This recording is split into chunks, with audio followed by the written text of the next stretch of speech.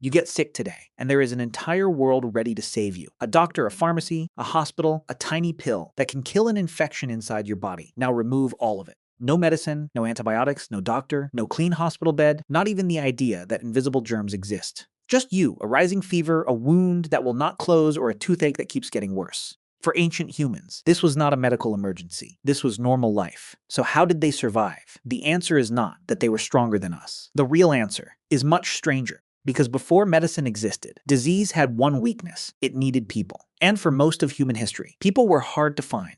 In the ancient world, death did not always begin with a monster sometimes.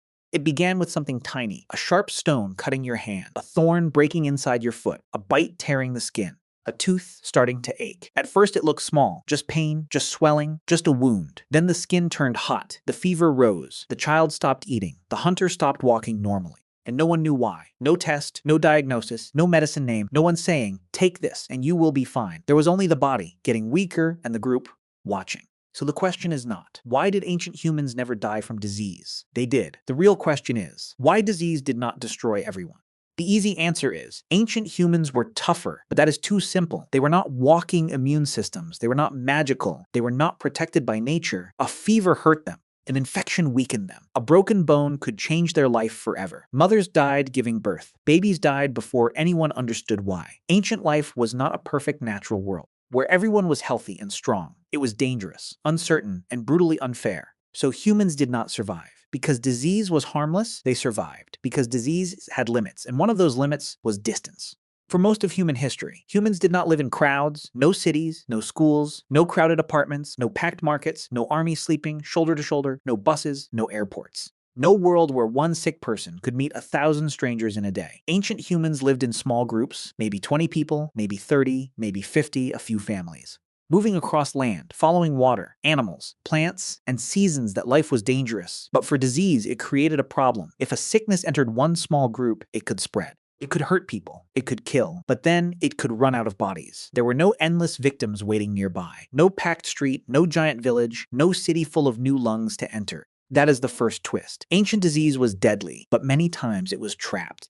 But distance did not last forever. At some point, humans began living closer together. Not in modern cities yet, but close enough for disease to notice. More people shared the same water. More children touched the same tools. More waste stayed near the same homes. More animals lived near human bodies. Animals carried their own germs. Humans carried theirs. And the space between them got smaller. This changed everything. A sickness that once ran out of victims could now move from person to person to person. Ancient humans did not suddenly become weaker. Disease became better at finding them. The closer humans lived, the easier sickness could stay alive. Human communities helped people survive, but they also helped disease survive.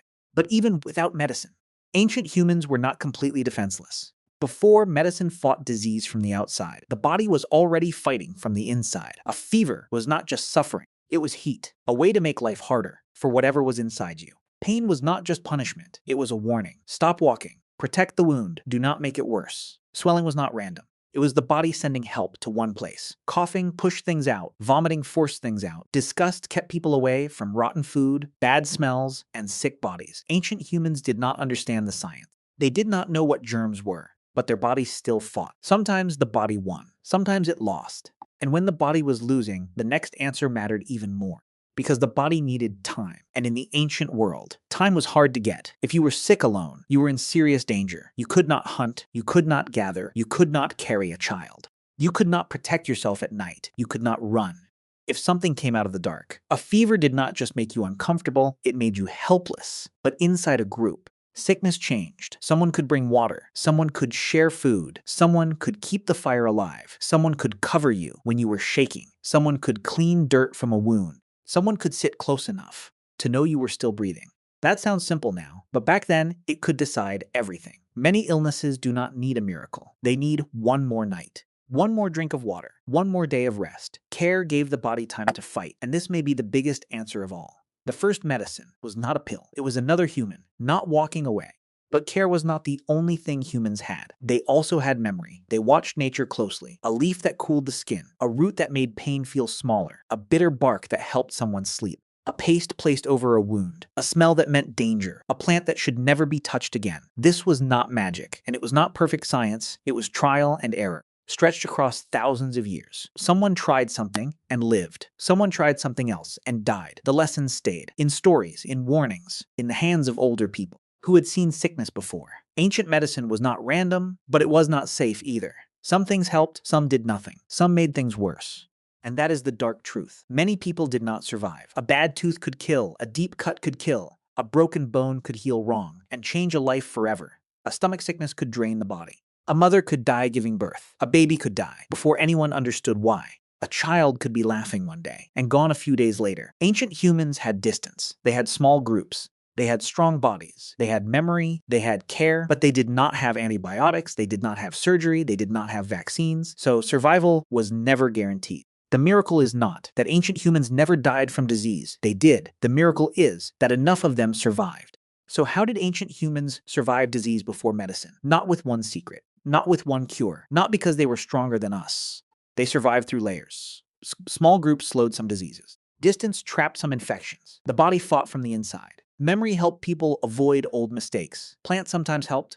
Rest sometimes helped. Water kept someone alive for one more day. But the biggest answer was the group. A sick person alone could vanish in one bad night. A sick person surrounded by others had a chance before medicine became science.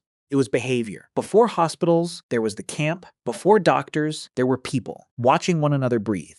Today, we think medicine begins with technology. A white room, a trained doctor, a bottle of pills, a machine that can see inside the body, and yes, modern medicine has saved lives. Ancient humans could never have saved, but ancient humans remind us of something older. Before a cure, there was a choice. Stay close or walk away, help or leave, watch over the weak, or let the night take them. And maybe that is why humans are still here. Not because sickness was easy, not because ancient people were invincible, but because sometimes, when one body was losing the fight, another human stepped closer. Maybe the first hospital was not a building. Maybe it was a circle of people around a fire, waiting to see if one sick person would survive the night.